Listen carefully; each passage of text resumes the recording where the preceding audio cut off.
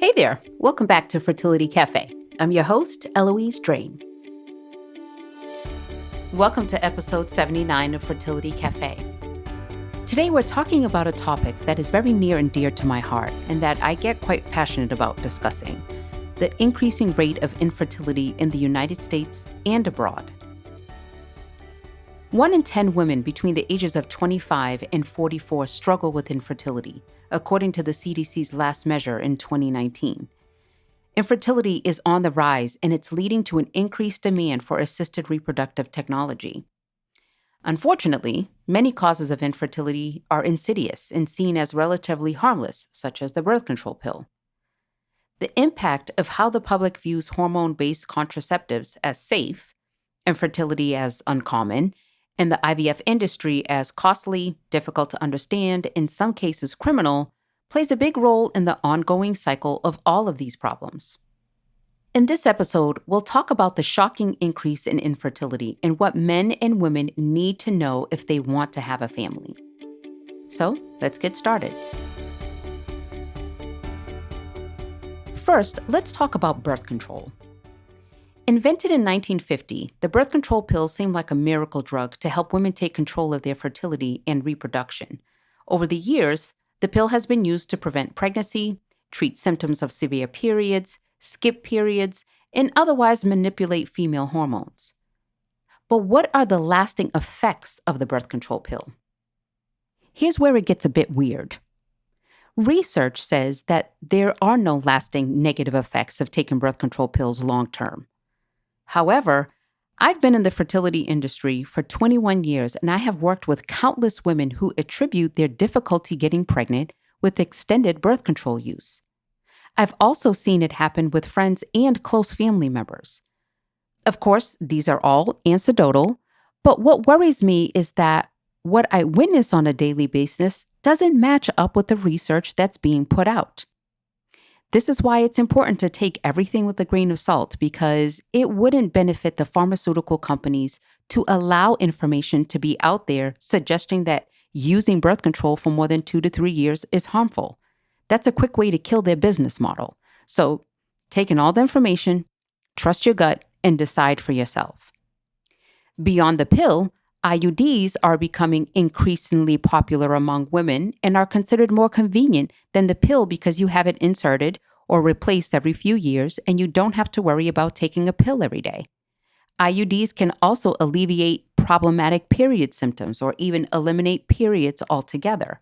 However, there is risk of running into the same issue with IUDs as we have seen with birth control pills if you opt for a hormone-releasing IUD.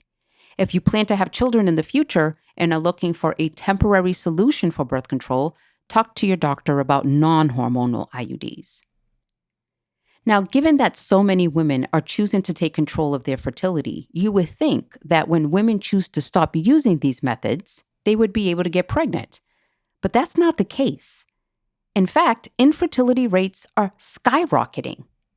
As I mentioned at the beginning of the episode, 1 in 10 women between the ages of 25 and 44 struggle with infertility, according to the CDC's last measures in 2019. And it's not just women either. Men are also suffering from decreased fertility. In a 2017 meta-analysis of 185 studies, researcher Dr. Shayna Swan discovered that sperm counts in men have declined over 50% over the course of 50 years. A contributor to the rising infertility rates for both men and women are things called endocrine disruptors. The endocrine system in your body is the system of hormones, hormone-producing glands, and hormone receptor sites. Altogether, your endocrine system is like a giant switchboard that relays your body's most important internal communications. Endocrine disruptors affect how your endocrine system functions and therefore how well it's able to carry out its communication duties. Preliminary research going on right now is investigating the connection between endocrine disruptors and many fertility-affecting conditions such as polycystic ovarian syndrome or PCOS, uterine fibroids, and endometriosis. So what are some examples of endocrine disruptors? Unfortunately, there are many, including in the food we eat. For example, the top 4 diet-related endocrine disruptors include pesticides, heavy metals, dioxins, and BPA. Pesticide residue is found on fruits and vegetables. Even if you're not going to eat the peel, it's best to wash your produce thoroughly because the peels will still touch other cooking surfaces, such as your cutting board, knives, and so on. Wash your food thoroughly with water, not soap or cleaners, which can add even more endocrine disruptors to the mix. Arsenic, lead, and mercury are the most common heavy metals that affect our endocrine systems, which mercury being the most prevalent, particularly in seafood. Because mercury is absorbed by algae, which is then eaten by smaller fish, which are then eaten by larger fish, quantities of mercury increase in larger species.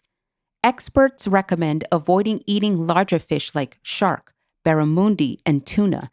Fish can be extremely healthy for you, though, so experts recommend eating fish in your diet, but making sure that it comes from smaller species such as salmon, shellfish, shrimp, trout, mackerel, anchovies, and sea bass.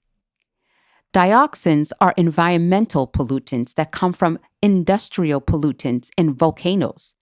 They're persistent, which means that they are extremely difficult to get rid of, either from the natural environment or from our bodies once we've consumed them. Dioxins are most commonly found in fish, meat, and dairy. Experts recommend trimming the fat off of your meat, where the dioxins are largely stored, and eating a variety of protein sources so you're not consuming too much of one product. Finally, BPA is the 4th most common diet-related endocrine disruptor. BPA, or bisphenol A, is the compound that allows plastic products to be flexible. Experts suggest that BPA can lead out of plastic products and onto our food and beverages.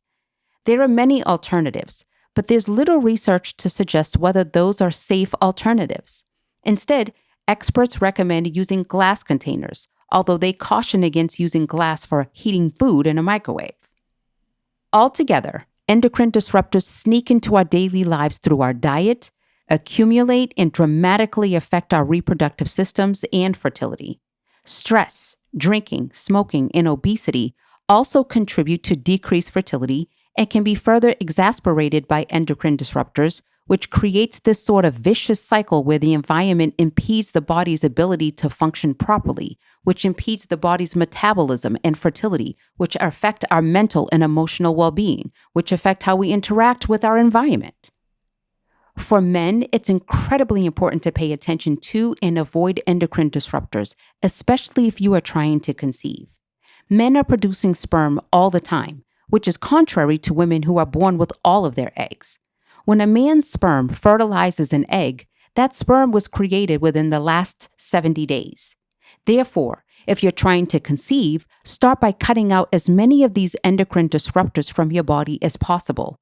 Then try to conceive after the 70-day mark to give yourself the best chances. There are things women can do too. Removing endocrine disruptors as much as possible will help increase fertility. For both men and women, focus on eating whole, unprocessed, and organic foods. Don't store or warm your food in plastic containers. Remove scents from your beauty routine, detergents, and air fresheners. Minimize how many personal care products and cosmetics you use. Don't smoke. Minimize alcohol use. Avoid all recreational drugs. Get into a healthy weight range. But be sure not to lose too much weight, since being too thin or overworking your body can be just as harmful to your fertility as being overweight. And although it's extremely difficult for everyone, try to reduce your stress as much as possible. Lastly, keep in mind that it's impossible to eliminate exposure to endocrine disruptors entirely. They're just too pervasive. They're everywhere. So try not to obsess about it, because that's only going to cause you more stress. But also be mindful about what products you're using, what you're consuming, and how you're taking care of yourself. So with hormone-based contraceptives being so widely accepted, endocrine disruptors being so prevalent in our daily lives through diet and environment, and infertility rates skyrocketing, You would think that attitudes toward the fertility industry would be positive. I mean, why wouldn't people who want children be grateful for this institution that's helping them reach their goals? But the problem is that there's a lot of misconception about the fertility industry.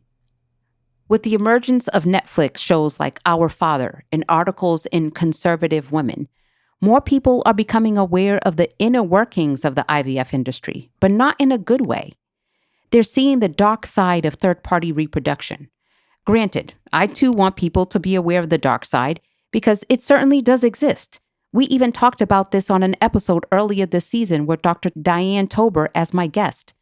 However, it's one thing to be aware of the potential problems within the industry and an entirely different thing to completely demonize the industry as a whole. The fact is, there are a lot of great, good-hearted people in the fertility industry who have good intentions and want the best for their patients and take every precaution to ensure everyone has a positive experience. Of course, those stories don't make it into the media. And as we see the rates of infertility climbing, it's more important than ever that the fertility industry correct any ill-affecting practices and be an advocate for people wanting to have children, as well as those helping these families become whole. Here's the thing. The fertility industry and medical industries as a whole are treating the aftermath of infertility issues, but they're not looking for the causes or creating interventions to prevent infertility from being an issue altogether. This is where we need to focus our time and energy. As for the media, rather than creating television dramas and stirring up controversy via documentaries, it would benefit more people and serve an actual purpose if they looked into the cause of infertility, the plastics, the food, the high-stress lifestyles. I absolutely love what I do. I love helping people have the families they've been dreaming of, but I also wish there wasn't a need for it for heterosexual couples who want to conceive naturally. I wish everyone could have children naturally and not have to go through the heartbreak of being told they're suffering from infertility or compromised fertility. So please take all of this information, talk about it, be aware of the factors affecting your fertility.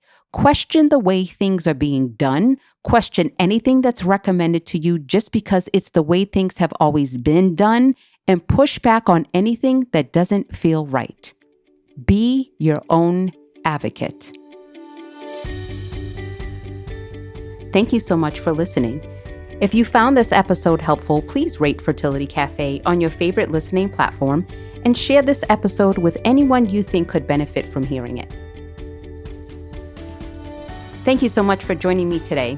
Until next time, remember, love has no limits. Neither should parenthood.